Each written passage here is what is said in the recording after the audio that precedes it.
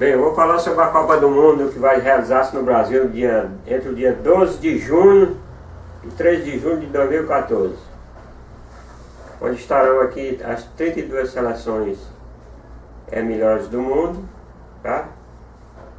E o torneio se torna importante para o Brasil na medida que é a segunda vez que o Brasil cede a competição, e na primeira, em 1950, nós tivemos, vamos dizer, aquela tragédia do Maracanã. Então é a oportunidade agora de nós brasileiros, em casa, com a torcida, tentarmos vencer a competição aqui. Na medida em que, embora o Brasil tenha vencido 5 títulos mundiais, ainda existe os fantasmas do Maracanã que andam rodando o Brasil até hoje. Então é preciso que a gente tire essa mancha do nosso futebol. Aqui no computador estão vendo, faltam 90 dias para a competição iniciar, faltam 90 dias, 3 meses.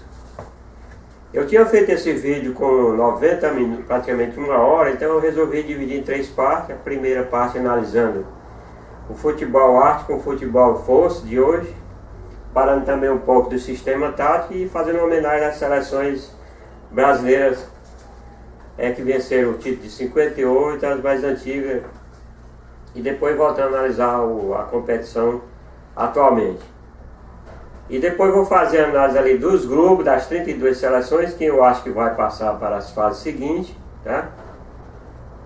Analisando cada grupo individualmente, e no final, a terceira parte, eu vou dar as 12 sugestões como que eu acho que o Brasil deve fazer para ganhar a competição, tá? Bem, então nessa primeira parte eu gostaria de salientar o seguinte. Eu sou do tempo do futebol arte. Eu comecei a acompanhar a Copa do Mundo, o futebol, desde criança, desde a Copa de 1958. Então naquela época prevalecia o futebol arte, o futebol vistoso, de muitos gols, média de gol de torno. Por exemplo, a Copa de 1954 houve uma média de gol de 5,4 gols por partida, tá?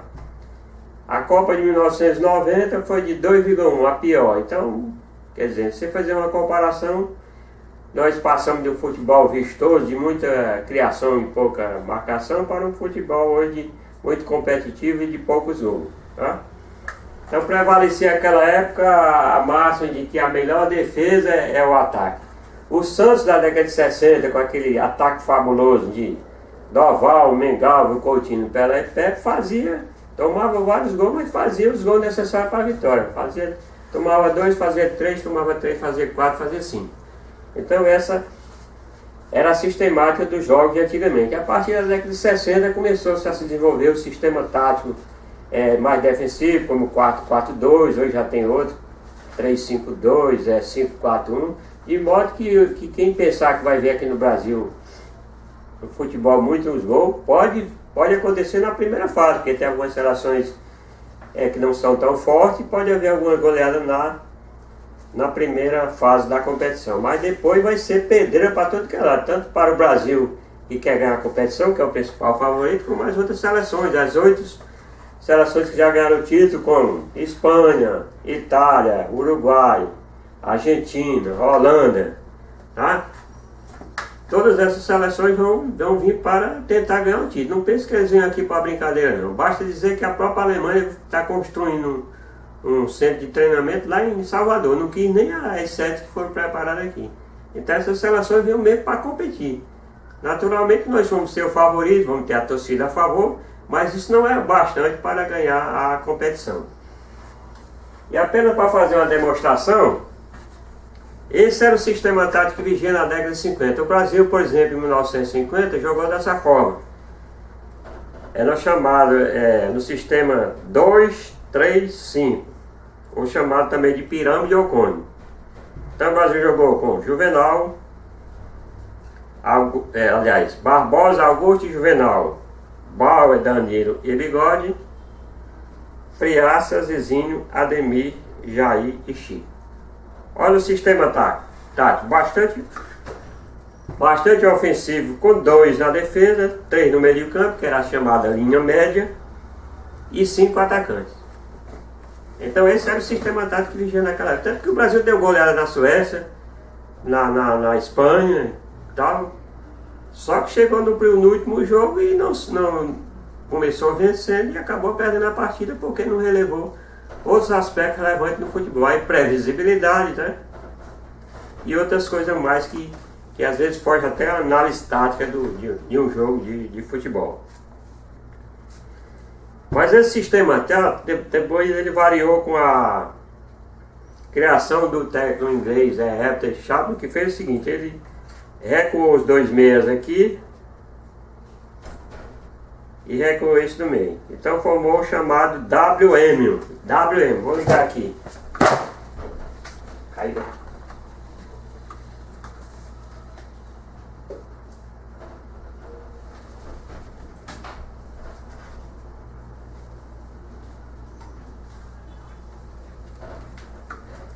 Esse é o WM, tá? Então ele recuou os dois meios, recuou o center half aqui e formou um esquema tático mais preocupado também com a marcação, não só com o ataque. E também o Vasco da Gama da década de 1950 do Flávio Costa, ele também jogava assim, chamada diagonal, ó, que era o Ademir que voltava. E se o Vasco da Gama jogava assim, a seleção brasileira também jogava assim naquela época, porque a seleção brasileira daquela época era praticamente o Vasco da Gama. Então, basta dizer que na final dos 11 jogadores, 6 jogadores eram do Vasco da Gama. E depois disso, depois da década de 50,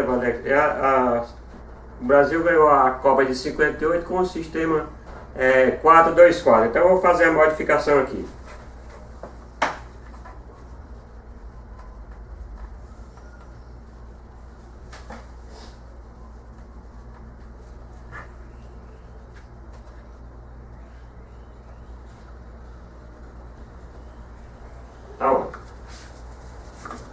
Depois da variação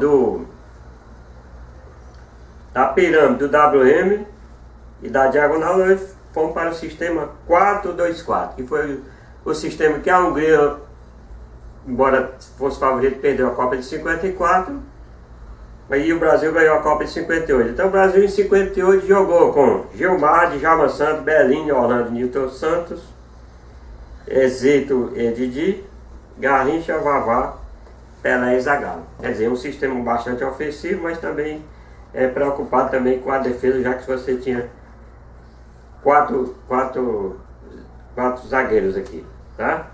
Mas já também tinha essa preocupação com o sistema de marcação, uma vez que o Zagallo voltava aqui na ponta esquerda para ajudar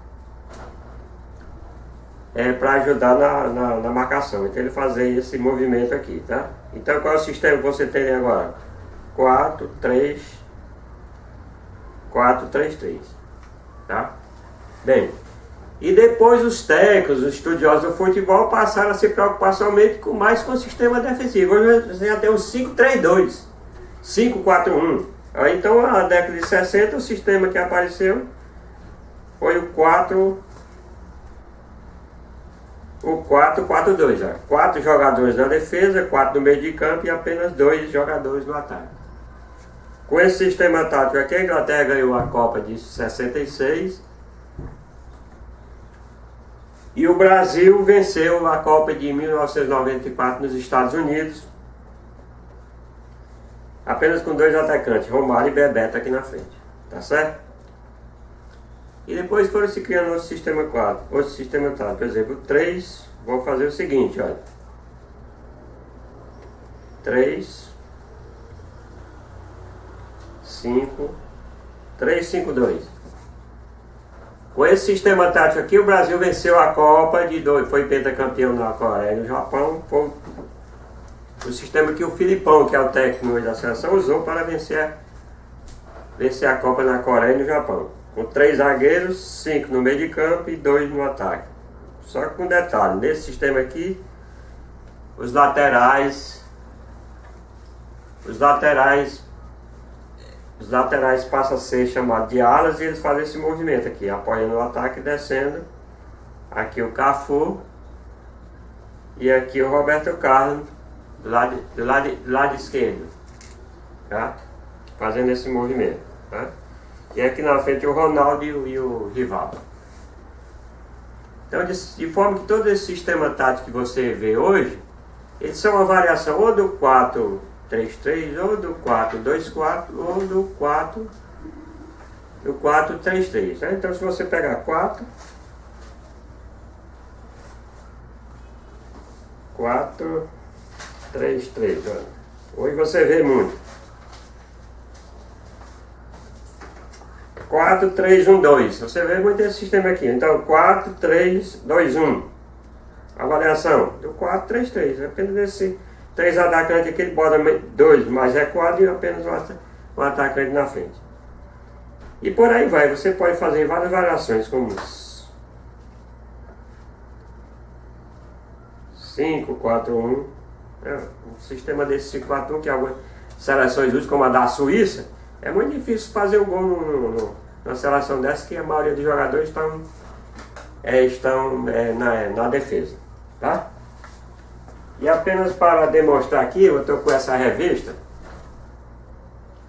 da Placard e mostra o sistema tático das seleções que vão estar aqui em junho e julho de 2014. Só dar alguns exemplos.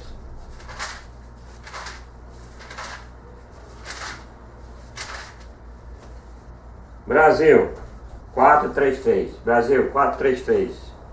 Croácia, 4-2-3-1. Qual a variação do sistema? 4-2-3-1. Do 4-2-4. Apenas os 3 atacantes, ele bota 3 menecos e um só na frente. México, 4-3-3. Espanha, 4-3-2-1. 4-3-2-1. Variação do 4-3-3. E assim por diante. Holanda, 4-3-3. Chile, 4-4-2. Colômbia, 4-4-2. Costa do Marfim, 4-3-1-2. Uruguai, 4-4-2. Inglaterra, 4-3-2-1, variação do 4-3-3. Itália, 4-4-2, certo? França, 4-3-3. Suíça, ó, Suíça, 5-4-1. Quer dizer, um time bastante defensivo. Bem. E agora, para encerrar essa primeira parte, como eu disse que estava fazendo a analogia entre o futebol arte e o futebol força, que é o de hoje, basta dizer que na Copa de 50 o Brasil perdeu por 2-1, 54 a Alemanha ganhou da Hungria 3-2, e em 58 o Brasil venceu a Suécia por 5-2. Só nesses 3 jogos, se você somar 3, 5 e 7, vão ser 15 gols em 3 decisões de Copa do Mundo. E agora vamos fazer essa analogia com as últimas Copas do Mundo. Em 2002 o Brasil venceu a Alemanha por 2-0. Em 2006 a decisão entre Itália e França foi empate, a decisão foi nos pênaltis. Em 2010 na África do Sul, a Espanha venceu a Holanda por 1-0 com gol na prorrogação. Então por aí se vê a diferença entre os dois sistemas. Na década de 53 decisões houve 15 gols e nas últimas decisões houve apenas 3 gols. Daí as diferenças entre os sistemas táticos que prevaleciam naquela época e os de hoje. E para encerrar essa primeira parte eu vou colocar aqui, mostrar para vocês 2 raridades aqui de disco. Esse aqui tem o Mundo de Pelé, ele deu uma declaração aqui nesse disco para o Museu da Imagem do Som, tem o 10º gol e outros gols importantes da carreira dele. Tá? E esse outro aqui também é um disco também que tem a narração das Copas de 58, 62 e de 70, tá? O discozinho tá velho, mas o importante é o conteúdo, tá certo? Então eu vou botar aqui, pelo menos pra gente fazer homenagem às seleções. E a primeira que ganhou o primeiro título mundial do Brasil, para ser conhecido internacionalmente.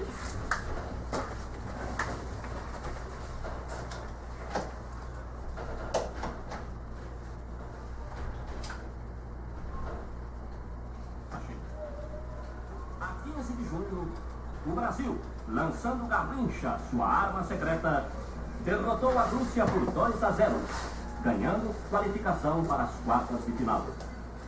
O Papá foi o artilheiro, anotando os 2 gols. O sucesso estava cristalizado com o segundo tempo do tanque brasileiro. A posta a bola vai a Pelé, que recebe pela meia lua na área. Ainda com Pelé, esse é o Mamá. Agora Pelé, prepara-se Pelé, para lá e fora.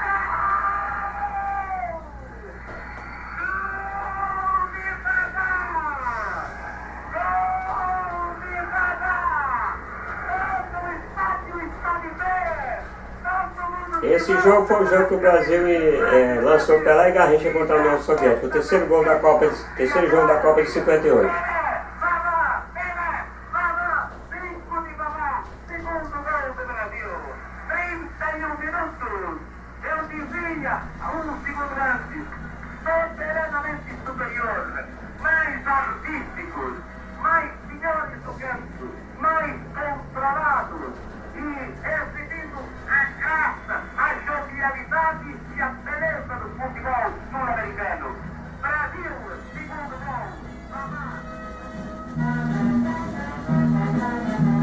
Na rota do título, o próximo obstáculo chamava-se País de Gales. Com seu jogo defensivo, os galeses resistiram historicamente à maior categoria do Brasil, até que Pelé se encarregou de marcar o gol de um triunfo histórico. Gol que o próprio rei considerou como um dos mais lindos de sua carreira. 0 para o Brasil, 0 para o País de Gales. Executa Nestorov, deu para o peito na bola. Ele puxou, tentando para Dini. Jogou de cabeça, vai para o Pelé. Gol de Pelé para o Brasil. Recorremos 21 minutos. Gol de Pelé para o Brasil.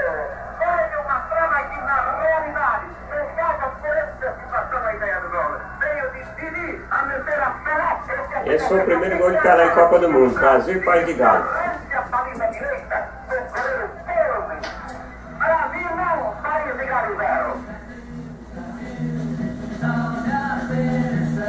O selecionado da França foi nosso adversário nas semifinais. O Brasil, fazendo alarde da potencialidade de sua equipe, arrasou o time gaulês por 5-2. Chegávamos então à final ao lado dos anfitriões. A Suécia, como promotora do certame mundial, estava à procura do seu primeiro título. Mas foi o Brasil que logrou a grande conquista através de uma vitória de gala, 5-2. Zagallo, hoje o técnico do Tri, marcou o quarto tento, na sequência de um lance que começou com uma ação dele mesmo, salvando embaixo das traves brasileiras um gol quase feito dos suecos. Brasil 3, Suécia 1. Esse é o marcador alto. 23 minutos da etapa complementar. Aí a melhor, o goleiro Zagallo. Parece você. A leitura sobre o bola. Correu Zagallo.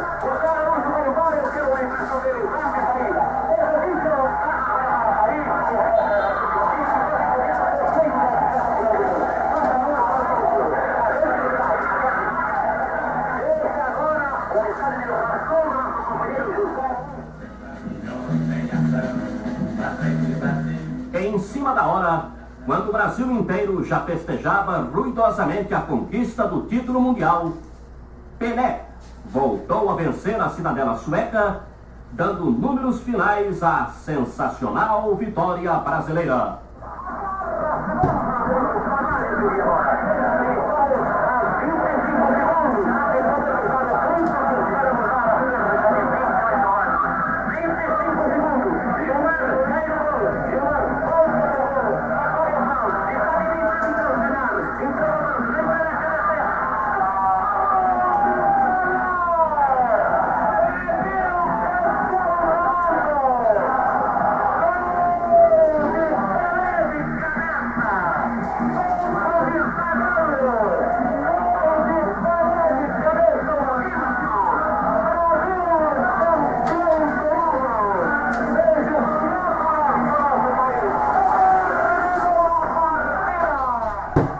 Essa primeira parte que nós estamos fazendo da Copa do Mundo, uma homenagem não só à seleção de 58, mas também a de 62, de 70, de 94 e 2002, e pretendemos também com isso fazer, se o Brasil ganhasse, vamos torcer para isso, a Copa de 2014.